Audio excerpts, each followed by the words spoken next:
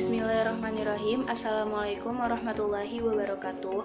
Kami dari kelompok 6 dengan mata kuliah kewirausahaan akan menyampaikan materi tentang melakukan wirausaha modern menjadi teknorepreneur yang sukses. Baiklah, langsung saja. Materi yang pertama yang akan disampaikan oleh Saudari Alivia Puspa, kepadanya dipersilahkan. Yang pertama adalah memahami wirausaha modern. Melakukan wirausaha modern adalah upaya melakukan usaha dengan memanfaatkan secara optimal teknologi kekinian berupa internet. Dengan kata lain yaitu melakukan usaha atau bisnis secara online melalui pemanfaatan berbagai fungsi dan fasilitas yang tersedia di dalam internet. Aktivitas bisnis online ini dapat meliputi kegiatan jual beli online maupun menyediakan jasa secara online, dan banyak hal yang dapat ditemukan secara online. Bisnis online ini adalah bisnis yang dijalankan bila ada koneksi internet. Jadi, setiap orang yang memiliki koneksi internet dan perangkat mobile dapat menjalankan bisnis ini. Target marketnya pun tidak terbatas, karena kita bisa menjual produk kemana saja, baik di lokal maupun internasional. Yang kedua adalah memahami fungsi dan manfaat dari internet. Di era globalisasi saat ini, internet sudah menjadi kebutuhan yang tidak dapat disepelekan oleh manusia. Hal ini karena internet sudah menjadi kebutuhan pokok. Miliaran orang di seluruh dunia mengakses internet setiap harinya. Banyak alasan yang muncul mengapa internet digemari. Salah satunya adalah kemudahan dalam mengakses internet dan kecepatan informasi yang diperoleh. Keunggulan media internet dibandingkan dengan media lain di bidang usaha adalah yang pertama, aliran pendapatan akan lebih menjanjikan dan lebih besar dibandingkan bisnis konvensional. Yang kedua ada biaya operasional yang lebih kecil dibandingkan bisnis konvensional. Yang ketiga ada jangkauan global yang lebih mudah diterapkan karena kelebihan internet yang menjangkau seluruh wilayah. Yang keempat ada loyalty pelanggan yang lebih diharapkan dan ditingkatkan. Yang kelima ada peraturan pengiriman yang lebih mudah karena dapat memakai pihak ketiga sebagai alternatifnya. Dan yang terakhir adalah tingkat fleksibilitas yang tinggi karena dapat dilakukan dimanapun dan kapanpun tanpa ada batas ruang dan waktu. Baik, itu saja. Terima kasih. Baiklah, terima kasih kepada Saudari Alivia Puspa yang telah menyampaikan materinya dengan baik. Baiklah, pemateri yang selanjutnya yang akan disampaikan oleh Saudara Herupia Rusdiana, kepadanya dipersilahkan. Oke, bismillahirrahmanirrahim. Saya Herupia Rusdiana, NIM 1912-163. Di sini saya akan memaparkan materi saya, itu melakukan wirausaha online. Menurut beberapa penelitian, sebuah negara dapat dikatakan sebagai negara yang maju manakala jumlah pengusahanya cukup untuk menopang pertumbuhan ekonomi negara tersebut. Idealnya minimal jumlah pengusaha di sebuah negara adalah 2% atau 3% dari total jumlah penduduk. Namun di Indonesia saat ini jumlah pengusaha baru mencapai angka 1,63% saja, masih tertinggal dari Malaysia, Singapura atau negara lain, bahkan satu berada di atas 5%. Adapun berbagai bidang dan jenis wirausaha atau bisnis online yang menjanjikan dengan prospek cerah di masa depan antara lain sebagai berikut. 1. Bidang penjualan produk jual beli di media sosial. Menurut Makmur, toko online diartikan sebagai toko yang mempresentasikan satu produk atau jasa melalui media internet. Jika ada toko online, tertentu juga ada toko real atau toko yang memiliki bentuk fisik, di mana pembeli dapat berinteraksi dengan penjual secara langsung.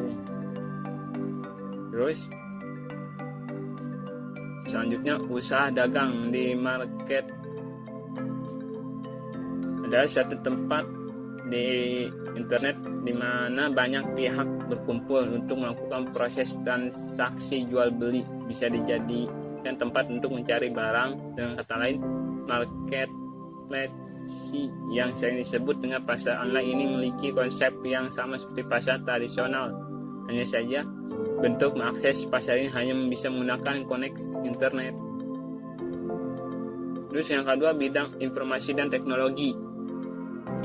Pertama itu ada yang kedua website eksklusif, yang ketiga penjual domain, yang keempat YouTuber, yang kelima penjual atau pengembang software. Nah, sekian dari saya.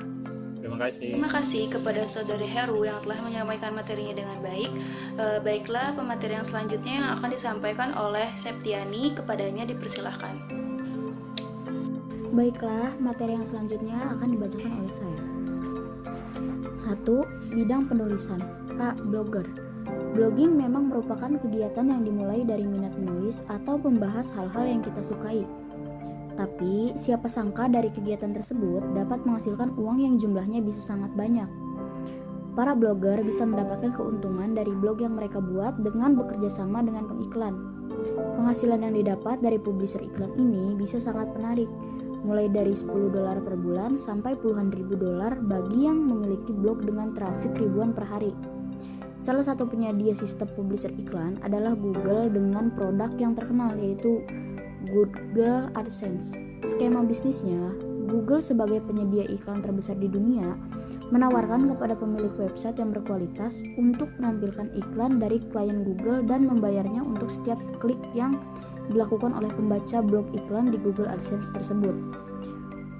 Pemilik website hanya perlu fokus pada usahanya dalam menampilkan website sebaik mungkin supaya tetap berkualitas dan dapat meningkatkan pengunjung setiap harinya di iklan Google.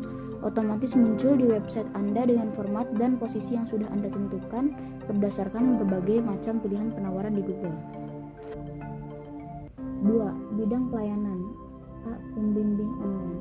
Belajar secara online menjadi tren baru di masyarakat baik dalam maupun luar negeri. Kemajuan teknologi dengan semakin mudahnya akses internet, kondisi lalu lintas yang kian padat dan macet serta kesibukan yang seringkali berbenturan jadwalnya membuat ceruk bisnis ini mulai dilirik pembisnis online yang hobi mengajar. Masyarakat juga kian percaya bahwa model kursus seperti ini ternyata banyak manfaatnya dan tentunya sangat praktis. Akses internet yang tidak terbatas waktu dan tempat membuat jumlah murid lebih banyak di kelas online. Suasana yang santai dengan model video rekaman justru membuat peserta kursus bisa lebih santai memaksimalkan kemampuan daya tangkapnya. Beberapa platform yang patut dicoba untuk memulai menjual kursus online antara lain adalah udemy.com, udis.co, teachable.com. 3. Bidang desain grafis. A. Jasa desain grafis. Desainer profesional kelas atas bisa mendapatkan penghasilan lebih dari $100.000 per tahun, sekitar 1 miliar. Tetapi sabar dulu, untuk para pemula boleh bermimpi mendapatkan pendapatan sebesar itu, karena memang bukan tidak masuk akal. Kunci untuk menjadi seorang desainer profesional adalah dengan memiliki banyak portofolio dan selalu mengasah kemampuan. Tingkatkan keahlian dan portofolio desain Anda dengan cara bergabung dengan marketplace seperti 99design.com, fiverr.com, 1000.com. Mungkin cukup itu yang bisa saya sampaikan. Saya kembalikan kepada moderator. Terima kasih kepada Saudari Septiani yang telah menyampaikan materinya dengan baik. Materi yang selanjutnya yang akan disampaikan oleh saya. Baiklah, di sini saya akan menjelaskan materi tentang menjadi wirausaha modern teknorepreneur yang sukses. Nah, yang pertama itu ada memiliki ciri-ciri wirausaha yang sukses. Nah, seorang wirausaha yang efektif dan sukses menurut pandangan para peneliti mempunyai beberapa sikap dan ciri kepribadian berikut. Nah, baiklah, yang pertama itu ada percaya diri. Nah, percaya diri merupakan modal penting bagi seorang pengusaha. Nah, percaya diri yang tinggi membuat mereka semakin yakin bahwa dia dapat melakukan apa yang menjadi tujuannya. Nah, seorang wirausaha yang berhasil bila berbicara mempunyai kepercayaan diri yang sangat kuat. Lihat saja di layar televisi apabila seorang usahawan yang berhasil diwawancarai, beliau amat percaya diri dengan apa yang diucapkannya. Nah, keterampilannya dalam tokoh pemimpin bila diuji siapa saja dari kalangan wirausaha, Mereka adalah yang yakin dengan kemampuan yang mereka miliki. Itulah sifat yang menyebabkan mereka menjadi pribadi yang berhasil. Nah, yang kedua itu ada berorientasi kemanusiaan. Seorang wirausahawan mempunyai hati yang lembut, mudah bergaul, dan berkawan dengan orang-orang di sekelilingnya, dan tidak membedakan apakah orang tersebut pelanggan, pesaing, atau pegawainya. Nah, seorang wirausaha adalah individu yang mudah diajak berbincang dan bertimbang rasa dengan selalu menerima masukan dan teguran yang membangun dari semua pihak. Nah, pada umumnya seorang wirausaha mempunyai sikap yang positif terhadap orang lain dan menghormati mereka. Baiklah, yang selanjutnya yaitu bersedia mengambil resiko. Nah, setiap seorang bisnis memiliki resikonya masing-masing, dan apabila Anda ingin memperoleh keuntungan, maka Anda harus mengeluarkan biaya. Sekecil apapun biaya itu, resiko usaha pasti ada. Tidak ada jaminan suatu usaha akan untung atau sukses terus-menerus. Nah, perusahaan selalu mengambil resiko disebabkan ketidaktentuannya masa depan. Wirausaha merupakan orang yang senantiasa bersedia menghadapi dan menanggung resiko. Nah, mereka tuh menganggap bahwa lebih tinggi resikonya, maka lebih tinggi pula kemungkinan untung yang akan diperoleh, gitu ya.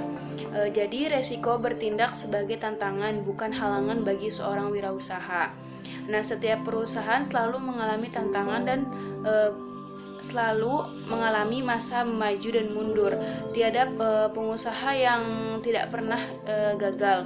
Oleh sebab itu, untuk memperkecil kegagalan usaha, maka seorang wirausaha harus mengetahui peluang kegagalan, di mana letak kegagalan tersebut, dan akhirnya bisa diperbaiki, dan kita bisa mengurangi resiko kegagalan. Dan yang terakhir yaitu ada kemampuan mengoptimalkan pemanfaatan teknologi kekinian.